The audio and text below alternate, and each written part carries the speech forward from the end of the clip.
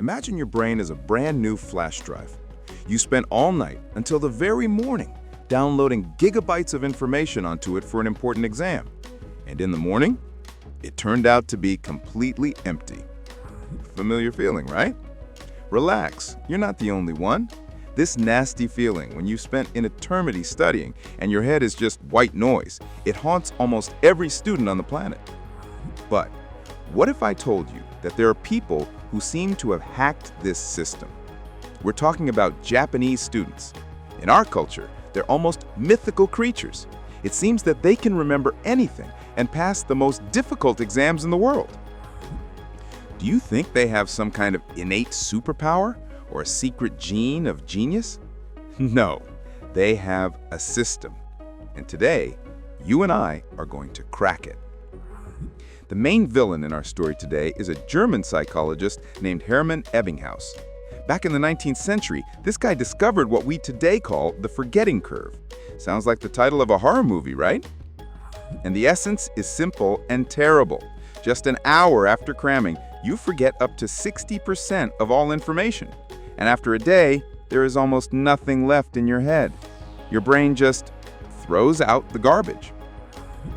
So how do you convince it that a new formula or a historical date is not garbage, but a real treasure? The Japanese memorization system is based on 3 powerful pillars, and the first of them is the art principle. No, it's not about drawing in the margins of a notebook. It's a cool acronym: active, repeat, teach. Active means stop just reading and rereading your notes. This is a super passive method, and it barely works. Active learning is when you, yourself, with your own efforts, pull information from the depths of your memory. Close the textbook and try to retell the chapter. Make yourself flashcards for memorization. Draw a silly but understandable diagram. Make your brain work, not just lazily look at the text. Next, we have repeat, but not like a parrot, mindlessly. This is where the magic of spaced repetition comes into play. Instead of drilling the same topic for 5 hours in a row, spread out the repetitions over time.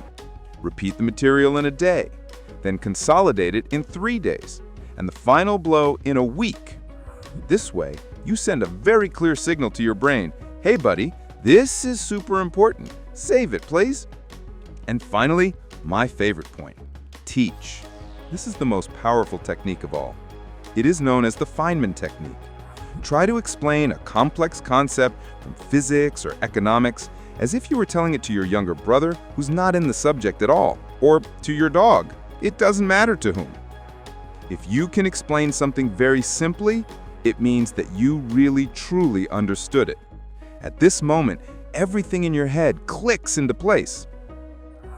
But knowing cool methods is only half the battle. How on earth do you force yourself to study when you have no strength and not the slightest desire? The Japanese approach gives a brilliantly simple answer here too: structure and small, tiny steps. You don't need to move mountains. Start with just 15 minutes a day. Yes, just 15 minutes, but every single day. Create a ritual. For example, every evening at exactly 8 o'clock, you sit down and actively review the material on flashcards for 15 minutes. It should become as habitual as brushing your teeth. You don't look for motivation for that, do you? And so, when you sit down to study, get rid of everything that distracts you. The phone, to another room. All notifications, turn off. Immerse yourself in a state of deep focus. Even 25 minutes of such concentrated work, by the way, the Pomodoro technique fits in perfectly here, will give you more than 3 hours of meaningless procrastination with your phone in your hands. And the last, but perhaps the most important thing, is your attitude to mistakes. In our culture, a mistake is something like a small failure. In Japanese, it is a priceless opportunity for growth. This is called a growth mindset. Your intellect is not something frozen in stone. It can and should be developed like muscles in the gym. Every mistake you make is not a verdict, but just a hint from your brain. Hey, you need to work a little more here, and you'll succeed. So, If you're really tired of this endless and absolutely fruitless cramming, what if you try just any of these methods? For example, you'll start making flashcards for active recall, or you try to explain a new complex topic to your friend. Just 1 week. One experiment. What then?